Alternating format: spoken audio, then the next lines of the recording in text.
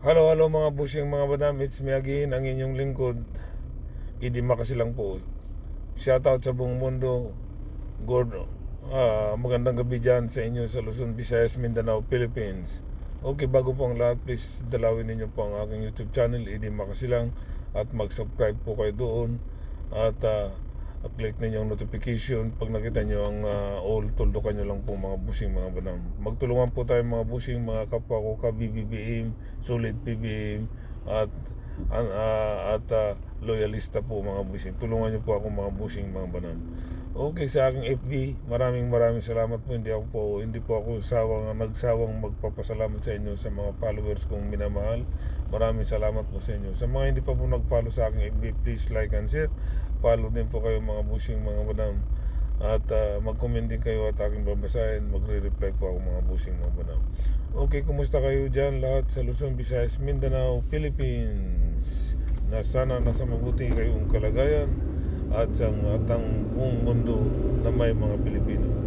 Okay mga busing mga madam, pag-usapan natin itong si Marcolita at itong mga didilis na mga bastos dito sa amin sa Vancouver, Canada. So sa wakas si Marcolita at si Defensor sa wakas ay nasa custody na ng CIDG. So mabuti at hindi sila nagtago, kundi talagang kusang loob silang sumuko o inaresto sila. So madaling sila inaresto na lang para maayos. So alam nyo ba mga busing, ang nagdiwang dito yung ABS-CBN, yung Channel 2, ABS-CBN, yung Channel 2. Kasi diba sila yung dalawa na yan, si Mike Defensor at saka si Marcolita, ang nagpasara sa Channel 2 ng Channel 2. So lahat ng mga 11,000 na natanggalan ng trabaho nagdiwang sa kanila. So karamihan sa social media napapanood ko na karma, bumalik sa kanila yung karma. So ganoon lang talaga. Pinasara nila yung kuan kasi sa utos ng kanilang pong na nasa dahig. Talagang kasi yung time na yun gusto ni ang tatay nila na ang mangingibabaw na channel yung Isiminay. So di ba biglang nag-boom yung Isiminay nung nawala yung Channel 2, ABS-CBN, di ba? Nag-boom kagad yung Isiminay. So kasi yung palang plano nila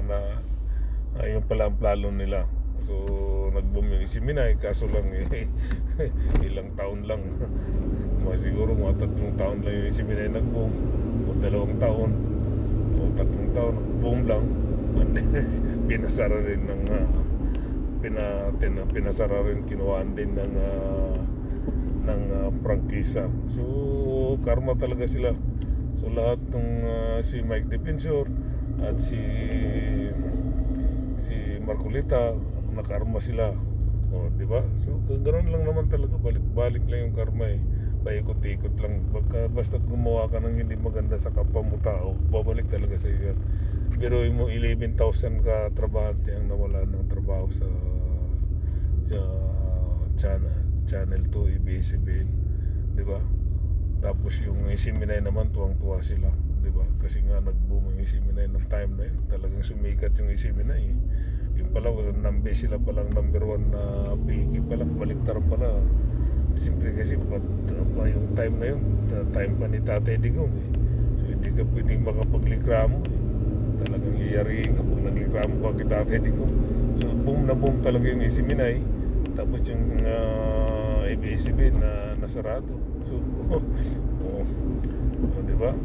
After that, nung nawala si Tatay Digong, na wala na ang pagka-presidente niya, so ayun, lumabas ang baho ng Isiminay.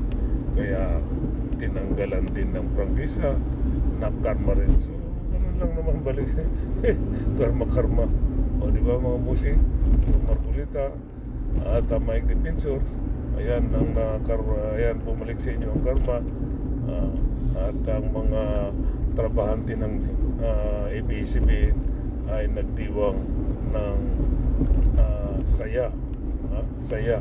Kumbaga sa pista, kapistahan, nagdiwang sila ng kapistahan para sa inyo.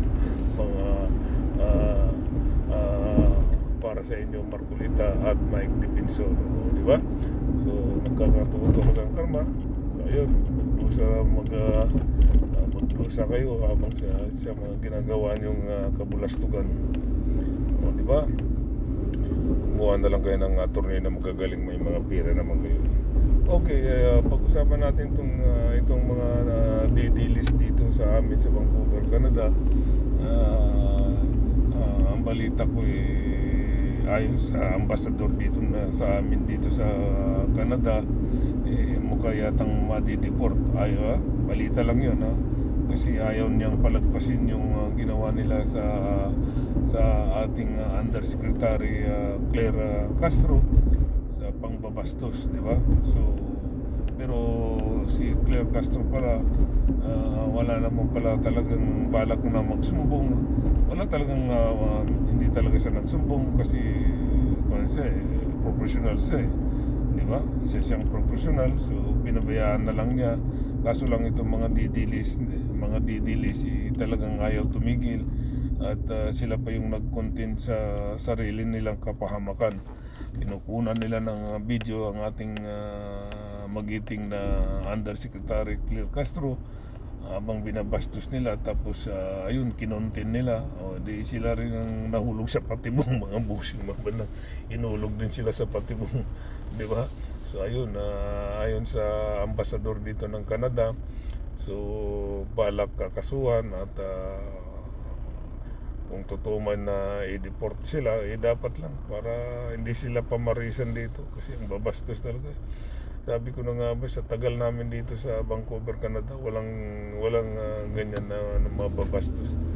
Mag-rally lang kayo, okay lang, pero yung yung below the belt na, hindi na maganda talaga. Paano kung walang pulis yun? Hindi baka kinuyog nila si Claire Castro kasi dalawa lang sila Anong laban nung dalawa kontra sa marami, di ba? Kinuyog, sinusundan talaga nila. Buti na lang may pulis, di ba? So, ayun, karma rin yan sa kanila. Di ba mga busing, dapat lang, ayaw pa lang, wala pa lang balak magsumbong si Claire Castro. So, tumahimik pala, kaso lang hindi nakatist yung mga DDs. Sila din ang nag-content sa kanilang sariling kapalpakan, kabulastugan, kabastusan, di ba? Ayun, siyempre nakita ng ambasador namin dito sa Canada, talagang sobra mababastos. Ayun, nagbabalak siyang kasuhan at baka i-deport pa, di ba mga busing mga bata? So karma lahat yung mga didilis na yan. Lahat ng mga didilis unti-unti na mga karma mga busing mga bata. Okay, hanggang dito na lang po mga busing mga bata. Yun lang po. Once again, please dalawin yung aking YouTube channel, Eddie Makasilang. Subscribe po kayo doon at click ang notification at makita niyo ang ultultukan niyo po mga busing mga madam, at makita niyo ang lahat ng mga in-upload ko. Mga kapwa ko ka-BBM, solid BBM, solid loyalista, please tulungan niyo po ako sa aking YouTube channel na tayo lang po magtutulungan para sa ating mahal na Pangulong Bongbong Marcos. Sa mga aking follower sa FB, maraming salamat po sa inyo. Hindi po ako nagsasawang lagi nagpapasalamat sa inyo mga pusing mga madam. We love you all. Sa mga hindi pa po nag-follow sa aking FB, please follow, like and share at mag-comment din po kayo at aking papasahin mga pusing mga madam. Maraming salamat. Daghang kayong salamat sa mga akong mga amiga din sa Luzon, Visayas o Mindanao. Daghang kayong salamat sa inyo. Okay, ang kapayapaan sa inyo mga busing mga madam ay sumasa inyo. Bye-bye. Peace.